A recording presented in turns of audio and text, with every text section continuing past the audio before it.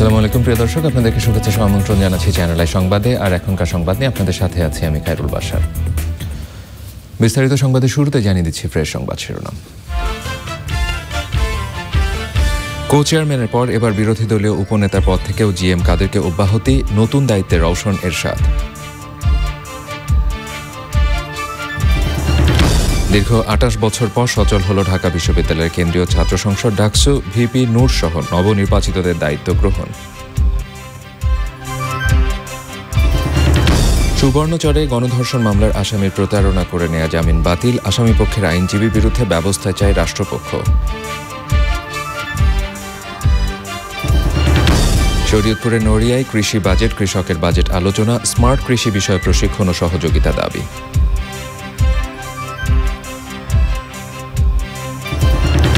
এবং কক্সবাজার শেষ হয়েছে রানার চ্যানেল আই বিচ ফুটবল। ৩ দিনের উৎসব, প্রথমবার চ্যাম্পিয়ন হল মোহামেডান মাস্টার্স।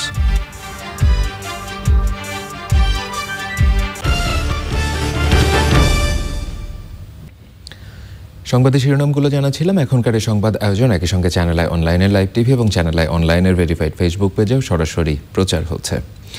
এবার নিয়ে যাচ্ছি বিস্তারিত আয়োজনে। জাতীয় পার্টি কো চেয়ারম্যানের পর বিরোধী দলীয় উপনেতা পদ থেকেও জিএম কাদেরকে অব্যাহতি দেওয়া হয়েছে। বিরোধী দলীয় উপনেতা করা হয়েছে বেগম রওশন এরশাদকে। চ্যানেল আইকে দলের মহাসচিব মশিউর রহমান রাঙ্গা জানিয়েছেন, দলের চেয়ারম্যানের ঘন ঘন সিদ্ধান্ত পরিবর্তনের আচরণে তারা অভ্যস্ত, এতে দলের ভেতরে কোনো সমস্যা হবে না। তবে জিএম কাদেরের বিরুদ্ধে আনা অভিযোগগুলো খতিয়ে দেখা হবে। রাহুল রায়ের রিপোর্ট। যখন তখন দলের সাংগঠনিক সিদ্ধান্ত পরিবর্তনে সিদ্ধহস্ত হিসেবে পরিচিত জাতীয় পার্টির চেয়ারম্যান হুসেইন মোহাম্মদ এরশাদ নির্বাচনের আগে হঠাৎই দলের দীর্ঘদিনের মহাসচিব রুহুল আমিন হাওলাদারকে সরিয়ে মহাসচিব করেছেন মশিউর রহমান রাঙ্গাকে। পরে রুহুল আমিন হাওলাদারকে বসান বিশেষ সহকারী পদে। চিকিৎসার জন্য সিঙ্গাপুরে যাওয়ার আগে এ বছরের ১ জানুয়ারি এক বিবৃতিতে জানিয়েছিলেন, নিজের অনুপস্থিতিতে দলের চেয়ারম্যানের দায়িত্ব পালন করবেন কো চেয়ারম্যান জিএম কাদের। এবার শুক্রবার রাতে নতুন বিবৃতি, জিএম কাদেরকে কো চেয়ারম্যানের পদ থেকে অব্যাহতি। কিছুটা বিব্রত জিএম কাদের আর মহাসচিব মশিউর রহমান রাঙ্গা সকালেই দেখা করেন চেয়ারম্যানের সঙ্গে। রাঙ্গা জানান, দলে বিভেদ সৃষ্টিসহ জিএম কাদেরের বিরুদ্ধে আনা সব অভিযোগ খতিয়ে দেখতে তাকে দায়িত্ব দেওয়া হয়েছে। যা বলেছেন সেটা তো লিখে দিয়েছেন, তো লিখিত একটা দিয়েছেন, তো সেগুলো দেখি আমাদের একটু দেখতে বললেন, সেগুলো যাচাই করে যে আসলে ঘটনাটা কি।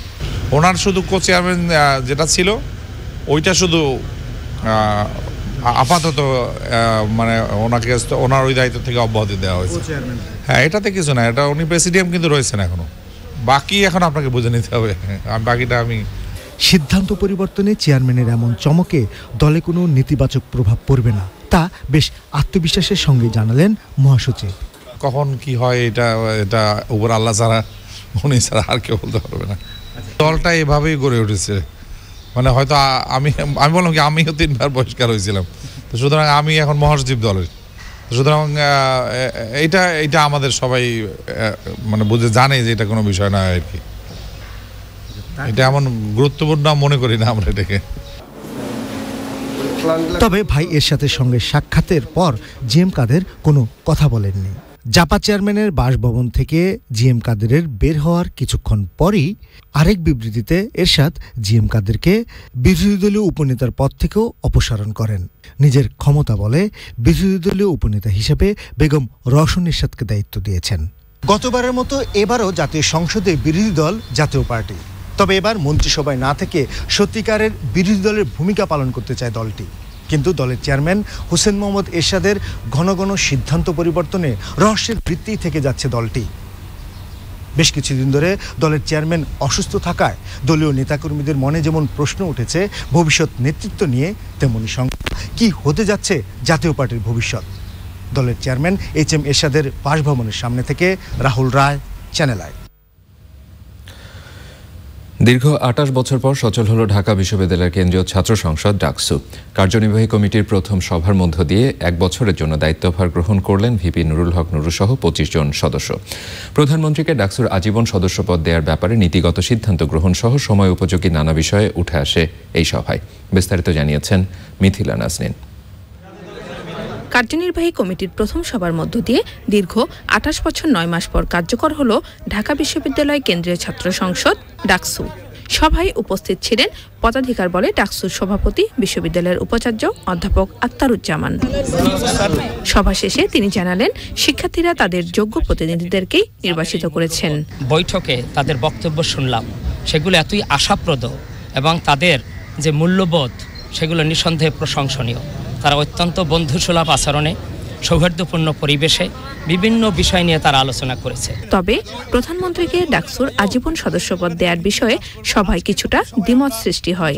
নবনির্বাচিতদের অভিষেক অনুষ্ঠান, বিশ্ববিদ্যালয়ের রিক্সা ভাড়া নির্ধারণ, গেস্ট রুম কালচার বন্ধ করা সহ নানা বিষয় নিয়েও আলোচনা হয়েছে। 52 ভাষা আন্দোলন থেকে শুরু করে 90-এর স্বৈরাচার বিরোধী আন্দোলন এবং 75-এর 15ই আগস্ট বঙ্গবন্ধু শেখ মুজিবুর রহমান এবং জাতীয় 4 নেতার জেল হত্যা সহ সকল গণতান্ত্রিক আন্দোলন, মানুষের অধিকার আন্দোলনে যারা শাহাদাত বরণ করেছে তাদের শ্রদ্ধা রেখে শোক প্রস্তাব করা হয়েছে। নয়, মেধা ও প্রয়োজনীয়তার ভিত্তিতে হলে সিট দেওয়া, অছাত্র বহিরাগতদের হল থেকে বের করা এবং যেটা বলেছে আমরা রিক্সা ভাড়া ক্যাম্পাসে নির্ধারণ এবং ফিক্সড রিক্সার জন্য ড্রেস কোড নির্ধারণ করে একমুখী লেন করা রিক্সা সাইকেলের জন্য, সেই ধরনের শিক্ষার্থী বান্ধব কর্মসূচি আজকে আলোচনা এটা ছিল।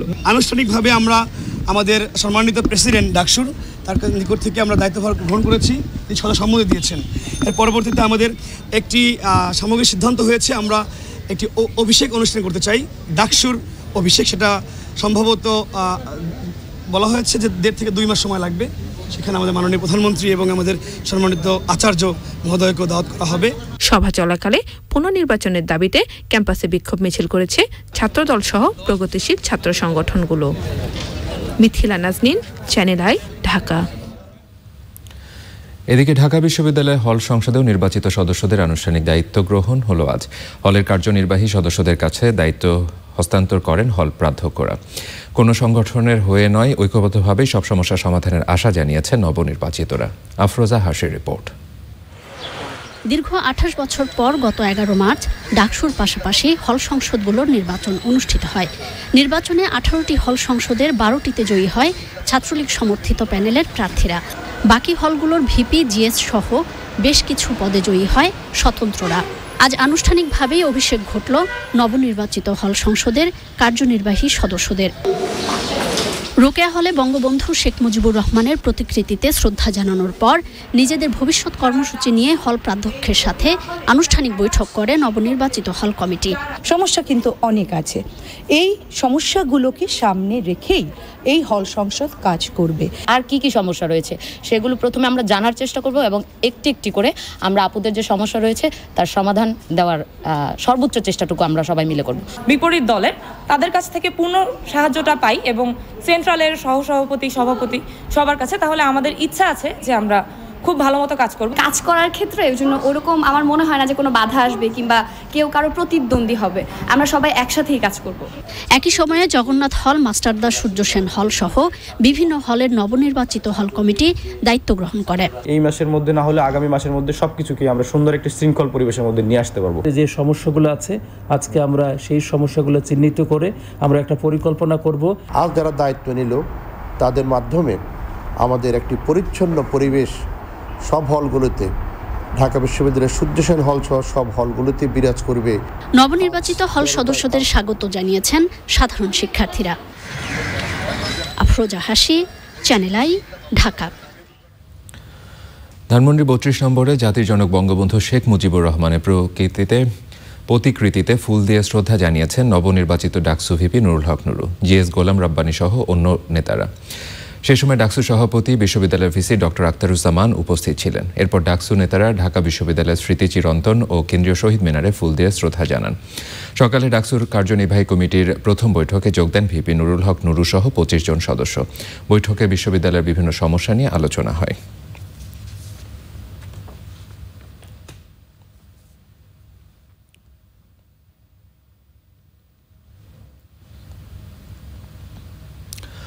নোয়াখালী সুবর্ণচরে গণধর্ষণ ঘটনায় দায়ের হওয়া মামলায় হুকুমের আসামি রুহুল আমিনের প্রতারণা করে নেয়া জামিন বাতিল করে দিয়েছেন হাইকোর্ট। রাষ্ট্রপক্ষের আবেদনের পরিপ্রেক্ষিতে ছুটির দিনে খাসকামরায় এই আদেশ দেন বিচারপতি মামনুন রহমান ও বিচারপতি এস.এম. কুদ্দুস জামানের বেঞ্চ। অ্যাটর্নি জেনারেল জানান, আসামি পক্ষের আইনজীবী আশেকি রাসূলের বিরুদ্ধে ব্যবস্থা নেওয়ার জন্য বার কাউন্সিল ও প্রধান বিচারপতির কাছে আবেদন জানাবেন তিনি। মাঝার রহমানের রিপোর্ট।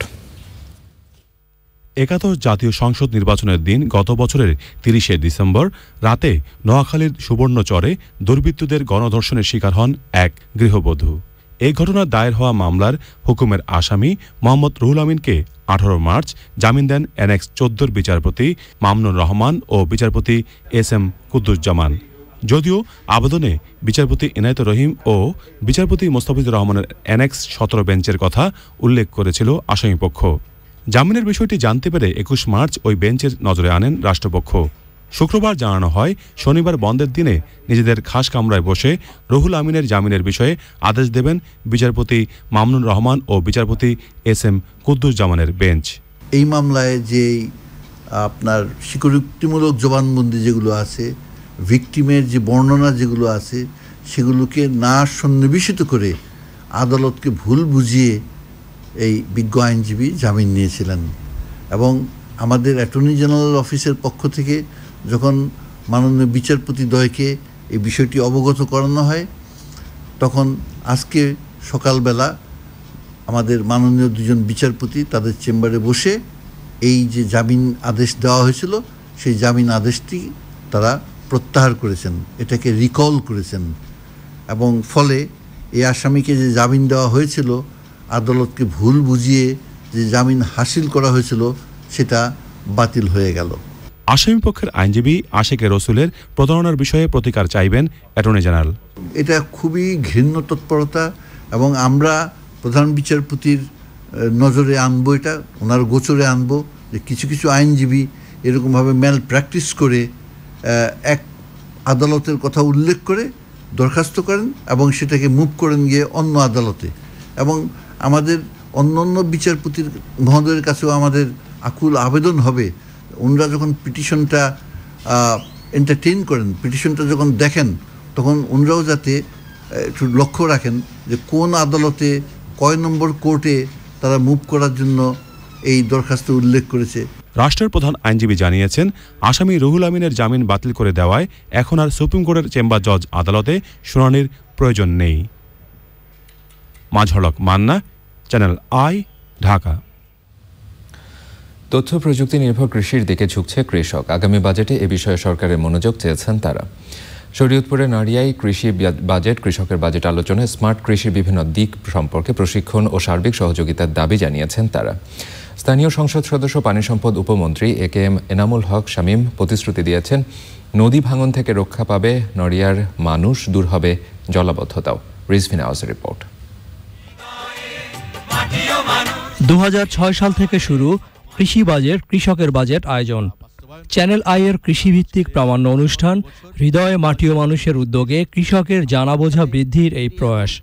বিদ্যুৎ, সার, সেচ, বীজ নিয়ে বিস্তর অভিযোগের বদলে এখন কৃষক কথা বলা শুরু করেছেন জলবায়ু পরিবর্তনের প্রত্যক্ষ ও পরোক্ষ প্রভাব নিয়ে।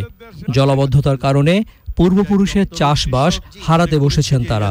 ছাগলবাড়ির খাল বলে, ওই খালটা মানাখান বরৈতলার খাল হইয়া যদি এই খালটা খনন করা হয়, তাহলে আমাদের এই ৩-৪টা বিলের পানিগুলি ওই খালটা নিষ্কাশন করা যায়। খাল আছে, হালট আছে, পানি নামার জায়গা আছে।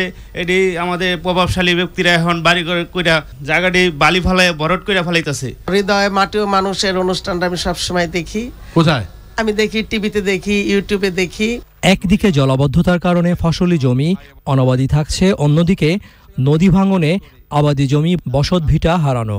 মুক্তি মিলবে কবে? সর্ষে, তারপরে মুগ, মুসুরি, খেসারি, তিল, তিসি, ধনে, কোনো জিনিসে বাদ ছিল না। প্রত্যেকটা জিনিসে আমাদের খেতে পাওয়া যেত।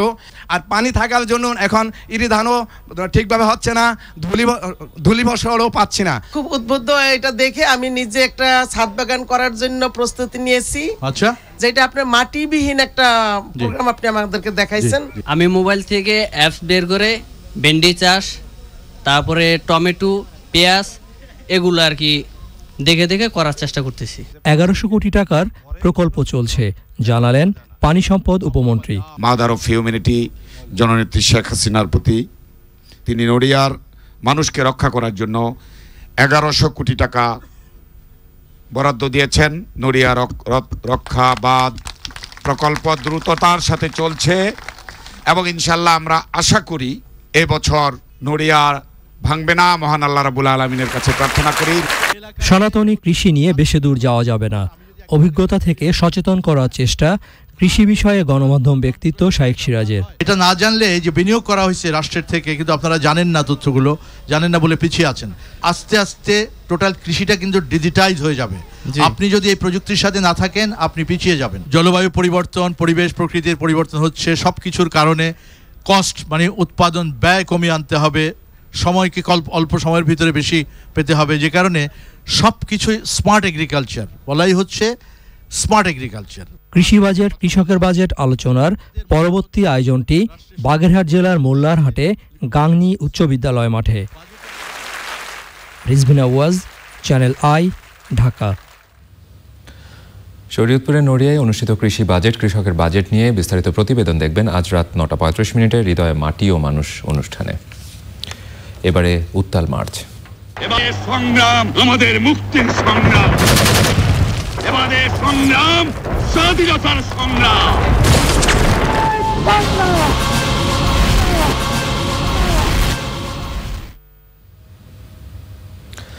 মুক্তিযুদ্ধের শুরু থেকে বাংলাদেশের পাশে দাঁড়ায় ভারত। বাঙালি শরণার্থীদের আশ্রয়, মুক্তিযোদ্ধাদের প্রশিক্ষণ ও যুদ্ধ সরঞ্জাম দিয়ে সহযোগিতা করে তারা। পরে গঠিত হয় বাংলাদেশ ভারত যৌথ বাহিনী। মুক্তিযুদ্ধে সশস্ত্র বাহিনীর ভূমিকা নিয়ে পরাগ আজিমের 17 পর্বে ধারাবাহিকের আজ 16তম পর্ব। বাংলাদেশের মুক্তিযুদ্ধে বন্ধুপ্রতিম ভারতের সহযোগিতাকে কৃতজ্ঞচিত্তে স্মরণ করেন মুক্তিযোদ্ধারা। প্রথমে লাখ লাখ শরণার্থীকে আশ্রয়, পরে মুক্তিযোদ্ধাদের উন্নত প্রশিক্ষণ দেওয়ার মাধ্যমে ভারত বাংলাদেশের মুক্তিযুদ্ধের এক অবিচ্ছেদ্য অংশ হয়ে যায়। প্রবাসী সরকার যেটা ছিল এবং তারা ওই সময় বন্ধু রাষ্ট্র ভারতের সাথে যোগাযোগ রেখেছে, তারা সহযোগিতা করেছে। সারা বাংলাদেশে বলবো বর্ডার এলাকায়, আস্তে বর্ডার এলাকায় গিয়ে একটা সময় গিয়ে ভারতে তারা সংগঠিত হয়েছে, আশ্রয় নিয়েছে, মানে সংগঠিত হয়েছে। ওরাও সাহায্যের হাত বাড়িয়ে দিয়েছে। ওখান থেকে ট্রেনিং নিয়ে 2-3 সপ্তাহ ট্রেনিং নিয়ে কিন্তু এরা গেরিলা হয়ে গ্রামে গঞ্জে ছড়িয়ে পড়তেছিল দল দল করে। এই সহযোগিতার ব্যাপারে আমরা যারা ছিলাম ফিল্ডে তারা দেখে বুঝতে পারি যে কিভাবে পিছনে অনেক রকম এখন পলিটিক্সের কথা বলা হয়, বলে এই আমরা তো সেগুলো ফেস করি না। আমরা দেখেছি তাদের সিনসিয়ার এফোর্ট আমাদেরকে কিভাবে হেল্প করেছে। দিল্লিতে যখন আমরা ছিলাম, লেফটেন্যান্ট দাস আমাদেরকে এই 8 জনকে স্পেশাল ট্রেনিং দিল একটা 15 দিনের জন্য। লিম্পেট মাইক সম্বন্ধে একটা পুরো অভিজ্ঞতা দিয়ে নিয়ে গেল আমাদেরকে তাজমহলের সামনে দিল্লির থেকে। ওকে নিয়ে ডুব সাঁতার দিল, ডুবানো শিখলো, কত মিনিট ডুবে থাকতে পারো। ওয়েস্ট বেঙ্গল বিএসএফের ডিজি ছিলেন কর্নেল চক্রবর্তী, বললে দেখো আমাদের কিছু হাতিয়ার আছে যেগুলোর কোনো হিসাব নেই, বেহিসাবি হাতিয়ারগুলো ওদের দিয়ে দাও। তখন এই ভদ্রলোক আপনার অনেক বাক্স গুলি, 2টা LMG চেকোস্লোভাকিয়ার তৈরি, আর হ্যান্ড গ্রেনেড 20-30 বাক্স, এইগুলো এনে আমাদেরকে দিলেন। মুক্তিযুদ্ধের শেষ পর্যায়ে যৌথ বাহিনী গঠনের মাধ্যমে বাংলাদেশের পাশে দাঁড়িয়ে পাকিস্তানের বিরুদ্ধে সরাসরি যুদ্ধ ঘোষণা করে ভারত। ইন্ডিয়ান আর্মি তো মানে ফর্মালি তারা এখানে যুদ্ধে নেমে পড়ে 3 ডিসেম্বর থেকে, যেহেতু পুরো যুদ্ধ তখন পাকিস্তানের এগেছে তারা ঘোষণা করেছে। সেই যুদ্ধের পরে আবার নতুন করে সবাই মানে সব দিক থেকে বাংলাদেশের চারিদিক থেকে ইন্ডিয়ান এবং বাংলাদেশ যে যৌথ বাহিনী গঠিত হয়েছিল তখন অগ্রাভিযান করতে লাগলো। 3 ডিসেম্বর ভারত বাংলাদেশকে রেকগনাইজ করে। 4th ডিসেম্বর আমাদের জয়েন্ট কমান্ড ফোর্স হয় এবং 5th ডিসেম্বর আমরা যার থেকে সিদ্ধান্ত নেই যে এখন আমরা ঢাকা দখল করব। মুক্তিযোদ্ধারা বলছেন রণাঙ্গনের পাশাপাশি কূটনৈতিক পর্যায়ে ও আন্তর্জাতিক পরিমণ্ডলে ভারতের, বিশেষ করে ইন্দিরা গান্ধীর ভূমিকা ও অবদান ইতিহাসের পাতায় অম্লান হয়ে থাকবে। পরাগ আজিম, চ্যানেল আই, ঢাকা। প্রথমবারের মতো রানার চ্যানেল আই বিচ ফুটবল টুর্নামেন্টে চ্যাম্পিয়ন হয়েছে মোহামেডান মাস্টার্স। কক্সবাজারের ফাইনালে 2-0 গোলে মুক্তিযোদ্ধা মাস্টার্সকে হারিয়ে শিরোপা জিতে নেন সাদা কালোর লেজেন্ডরা। ফাইনালে 2টি গোলই করেছেন স্ট্রাইকার নুরুল হক মানিক এবং তিনিই হয়েছেন টুর্নামেন্টের সর্বোচ্চ গোলদাতা। আসরের সেরা ফুটবলারের পুরস্কার জিতে নেন মোহামেডানের ডিফেন্ডার মোহাম্মদ সুজন। অসাধারণ কিপিং করে সেরা গোলকিপারের পুরস্কার জিতে নেন মোহামেডানের তারকা স্ট্রাইকার ইমতিয়াজ আহমেদ নকিব। এই টুর্নামেন্টের এর আগে 5 বার অংশ নিলেও ঐতিহ্যবাহী মোহামেডান তারকাদের এটি প্রথমবার বিচ ফুটবলের শিরোপা জয়। মুক্তিযোদ্ধা মাস্টার্সের হাতে ওঠে রানার্স আপ ট্রফি। তৃতীয় স্থান নির্ধারণের ম্যাচে আবাহনী মাস্টার্সকে হারিয়ে তৃতীয় হয় চট্টগ্রাম মাস্টার্স। খেলা শেষে পুরস্কার তুলে দেন ইমপ্রেস টেলিফিল্ম লিমিটেড চ্যানেল আইয়ের পরিচালক ও বার্তা প্রধান শাইখ সিরাজ। উপস্থিত ছিলেন পৃষ্ঠপোষক রানার গ্রুপের ভাইস চেয়ারম্যান মোজাম্মেল হোসেন, কক্সবাজার জেলা প্রশাসক সহ অন্যরা। 6টি দল নিয়ে 21শে মার্চ শুরু হবে 7ম channel I beach football tournament.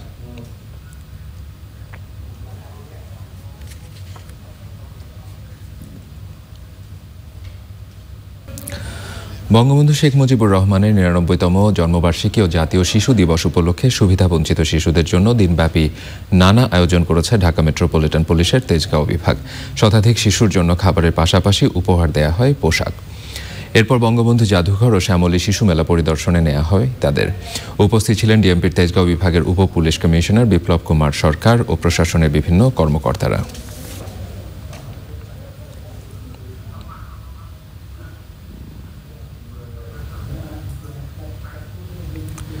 এবারে সামিট আন্তর্জাতিক সংবাদ।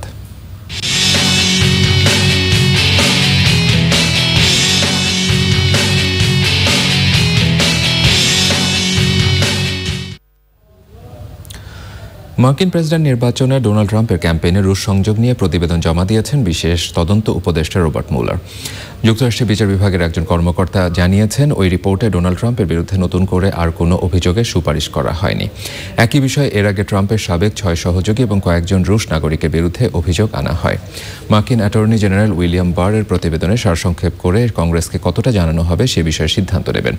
কংগ্রেসের নেতাদের কাছে এই চিঠিতে প্রতিবেদনের মূল অংশ সপ্তাহের শেষে জানাতে পারবেন বলে আশা প্রকাশ করেন উইলিয়াম বার।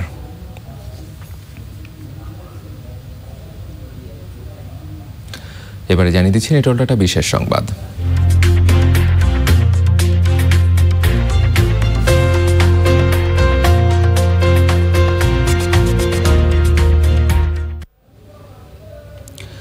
হংকংয়ের ভিক্টোরিয়া হারবারে ভাসমান ভাস্কর্য স্থাপন করা হয়েছে। 37 মিটার দীর্ঘ ভাস্কর্যটি ডিজাইন করেছেন মার্কিন আর্টিস্ট ব্রায়ান ডোনেলি।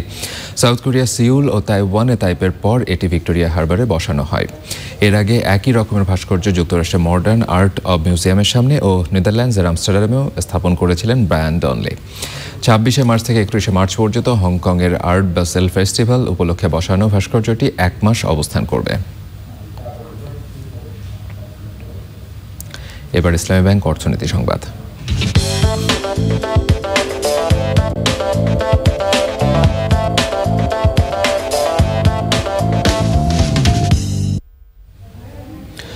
বৈদ্যুতিক গাড়ি উৎপাদন সম্প্রসারণ করার সিদ্ধান্ত নিয়েছে মার্কিন গাড়ি নির্মাতা প্রতিষ্ঠান ফোর্ড।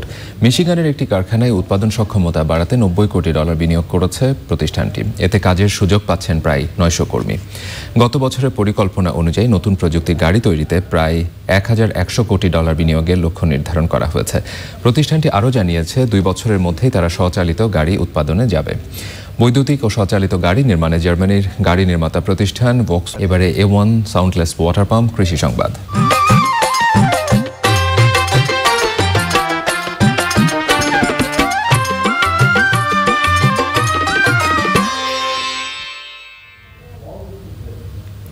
পাবনার ঈশ্বরদীতে মিষ্টি মাল্টা চাষ করে সফল হয়েছেন এক কৃষক। তার প্রযুক্তি সবখানে ছড়িয়ে দেওয়ার আশা করছে কৃষি বিভাগ। মাসুদ রানা ক্যামেরায় জানিয়েছেন আক্তারুজ্জামান আক্তার। পাবনার টেবুনিয়া হর্টিকালচার সেন্টার থেকে প্রশিক্ষণ নিয়ে নিজ এলাকায় বহুমুখী কৃষি খামার গড়ে তোলেন গোয়ালবাথান গ্রামের শিক্ষিত যুবক আব্দুল হাই আল হাদি। সেখানে 30 বিঘা জমিতে তিনি রোপণ করেন 1007টি বাড়ি মাল্টা একের চারা। মাল্টা দীর্ঘমেয়াদী ফসল হওয়ায় একই সঙ্গে সাথী ফসল হিসাবে চাষ করেন আখ, মসুর, ধনিয়া সহ স্বল্পমেয়াদী বেশ কিছু ফসল। এরই মধ্যে বাগানের প্রায় অর্ধেক গাছে মাল্টা ধরেছে। পাশাপাশি সাথী ফসল বিক্রি করে বাড়তি আয় করছেন তিনি। গাছগুলোতে সম্পূর্ণ এখনো ফল আসেনি, 50% গাছের মতো ফল আসছে। পুরোপুরি গাছে যখন শতভাগ আমাদের মালটা প্রোডাকশনে চলে আসবে এখন থেকে 2-3 বছরের মধ্যে, আবার এই টোটাল বাগান থেকে 70 থেকে 80 লক্ষ টাকা মালটা বিক্রি করা সম্ভব হবে আমি আশা করি। আর আমার এই মালটার বাগান দেখা দেখি এলাকার অনেকেই উদ্বুদ্ধ হচ্ছে। আব্দুল হাদির মালটা খামার পরিদর্শন করেছে কৃষি বিভাগ। আমাদের এই মাটিতে মালটা অত্যন্ত মিষ্টি হয়। এই উদ্যোগটা অত্যন্ত আশাব্যঞ্জক এবং খুবই সময় উপযোগী। মালটা চাষ করে পাবনা জেলার কৃষকরা লাভবান হবেন। মালটার একটা নতুন দিগন্ত সৃষ্টি হতে যাচ্ছে ঈশ্বরদীতে। কৃষি পরামর্শ মাধ্যমে হাদি সাহেব একটা মালটা বাগান স্থাপন করেছেন। আসলে মালটা বাগান স্থাপন করা যে 2-3 বছরের মধ্যে মালটার উৎপাদন চলে আসে। কৃষি বিজ্ঞানীরা বলছেন এই প্রযুক্তি সবখানে ছড়িয়ে দেওয়া গেলে লাভবান হওয়া সম্ভব। পাবনার ঈশ্বরদী উপজেলার মোলাডুলি থেকে আখতারুজ্জামান আখতার, চ্যানেল আই। এবারে প্রকৃতি সংবাদ।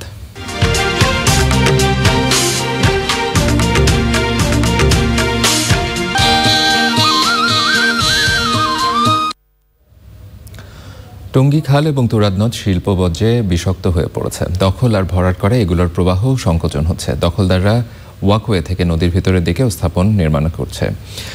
সেতু নির্মাণের জন্য সরকারি প্রকল্পেও নদীটিতে মাটি ভরাট হচ্ছে। রাসেল জমাদারের ভিডিও চিত্রে জাহিদুজ্জামানের রিপোর্ট। ঢাকার প্রবেশদ্বার টঙ্গী সেতুর পাশেই আরেকটি সড়ক সেতু নির্মাণ করা হচ্ছে। বাস র্যাপিড ট্রানজিট প্রকল্পের এই সেতুর জন্য টঙ্গী ব্রিজের নিচে এভাবে মাটি ফেলে টঙ্গী খালের প্রবাহ সংকোচন করে ফেলা হয়েছে।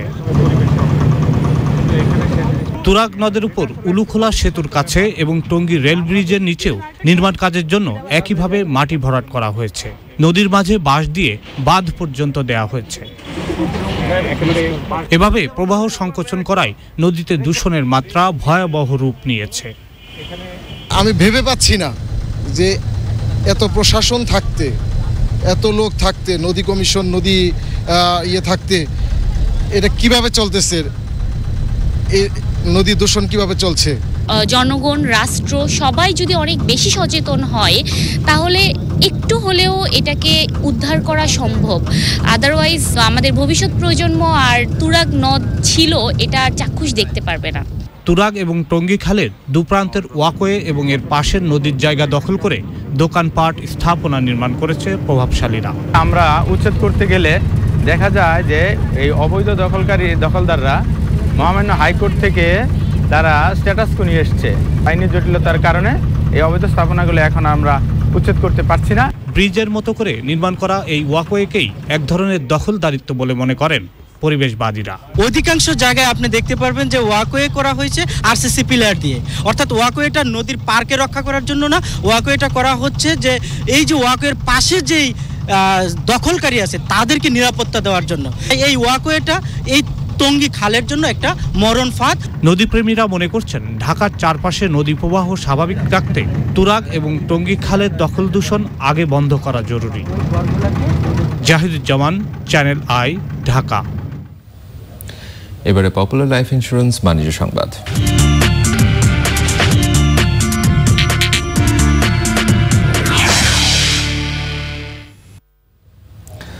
মেধাবী কিন্তু অসচ্ছল 500 শিক্ষার্থীকে বৃত্তি দিয়েছে শাহজালাল ইসলামী ব্যাংক। অফিসার্স ক্লাবে বাংলাদেশ ব্যাংক গভর্নর ফজলে কবীর নির্বাচিতদের হাতে বৃত্তিপত্র তুলে দেন।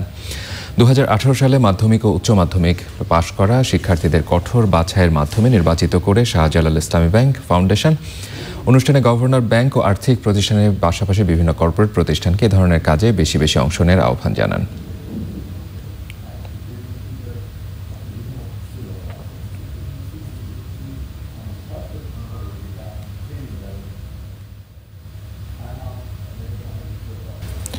আবহাওয়ার পূর্বাভাসে সহজবদ্ধ করে সব মানুষের কাছে পৌঁছে দেওয়ার তাগিদ দেন বিশেষজ্ঞরা। বিকেলে রাজধানী আগারগাঁওয়ে ঢাকার আবহাওয়া সদর দপ্তরে বিশ্ব আবহাওয়া দিবসের মুক্ত আলোচনায় কৃষি এবং পরিবেশ সুরক্ষার আবহাওয়ার পূর্বাভাসে ব্যাপক ব্যবহার নিশ্চিত করার কথা বলেন আলোচকরা। আলোচনা হয় smartphone, internet, mobile, message, display board সহ বিভিন্ন মাধ্যমে কি করে আবহাওয়ার তথ্য সহজবদ্ধ করে সব মানুষের কাছে পৌঁছে দেওয়া যায় তার উপায় নিয়ে। এর আগে সকালে দিবসের কর্মসূচি উদ্বোধন করা হয়।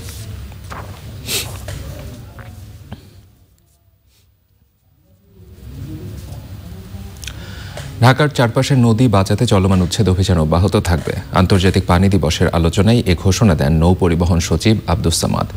জাতীয় প্রেস ক্লাবে নদী বাঁচাও, দেশ বাঁচাও, মানুষ বাঁচাও শীর্ষক এই আলোচনায় আয়োজন করে দৈনিক জনতা ও বার্তা সংস্থা PNS। সভায় দৈনিক জনতা প্রকাশক সৈয়দ আনোয়ার, নৌ পরিবহন অধিদপ্তরের মহাপরিচালক কমোডর সৈয়দ আরিফুল ইসলাম সহ অন্যরা বক্তব্য রাখেন।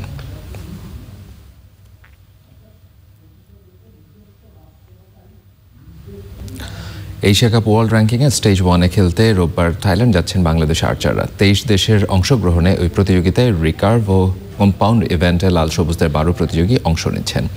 আর্চাররা জানিয়েছেন 25শে মার্চ থেকে শুরু হওয়া টুর্নামেন্টে ভালো করার কথা। সাদি মাহমুদের রিপোর্ট। 16বারের মতো এশিয়া কাপ ওয়ার্ল্ড র্যাঙ্কিং টুর্নামেন্টে অংশ নিতে যাচ্ছে বাংলাদেশ। দেশ ছাড়ার আগে সংবাদ সম্মেলনে বাংলাদেশ আর্চারি ফেডারেশন প্রস্তুতি ভালো হওয়ায় টুর্নামেন্টে ভালো কিছুর আশাই করছেন লাল সবুজদের জার্মান কোচ। বাংলাদেশি আর্চাররা দারুণ ছন্দে রয়েছে। গত মাসে বাংলাদেশে অনুষ্ঠিত টুর্নামেন্টে তারা দারুণ করেছে। এই টুর্নামেন্টকে সামনে রেখে অনুশীলনও বেশ ভালোই হয়েছে আমাদের। আশা করছি আমাদের আর্চাররা ভালো কিছুই করবে। গত মাসে বাংলাদেশে অনুষ্ঠিত আইএসএসএফ আর্চারি চ্যাম্পিয়নশিপে ভালো অবস্থানে ছিল লাল সবুজরা। পরবর্তীতে অনুশীলনও হয়েছে বেশ জোরালো। তাই এশিয়া কাপ ওয়ার্ল্ড র্যাঙ্কিংয়ে আর্চারদের লক্ষ্যটা একটু বড়। আমি আমার চেষ্টা করব, আমি এখানে যেরকম প্রিপারেশন নিছি, যেরকম ভাবে প্র্যাকটিস করতেছি, ইনশাআল্লাহ ভালো কিছু করতে পারবো। গত কয়েকবারও আমরা থাইল্যান্ডে খেলে এসেছি, তো মোটামুটি সবগুলোতে আমাদের রেজাল্ট থাকে। তো এবার আশা রাখছি যে আমরা যে কোচ যেটা বললো সেমিফাইনাল পর্যন্ত যাওয়া, তো আশা রাখি যে তার প্রত্যাশাটা আমরা পূরণ করতে পারব। 2007 থেকে 2018 সাল পর্যন্ত এশিয়া কাপ ওয়ার্ল্ড র্যাঙ্কিংয়ে 15 বার অংশগ্রহণ করে বাংলাদেশ পদক জিতেছে 18টি, যার মধ্যে রয়েছে 2টি গোল্ড এবং 8টি করে সিলভার ও ব্রোঞ্জ। এবার সেই পাল্লা আরেকটু ভারী করতে চান লাল সবুজ আর্চাররা। সাদি মাহমুদ, চ্যানেল আই, ঢাকা। প্রিয় দর্শক, এতক্ষণ চ্যানেল আই সংবাদের সাথে থাকবার জন্য সকলকে ধন্যবাদ জানিয়ে বিদায় নিচ্ছি। শুভেচ্ছা।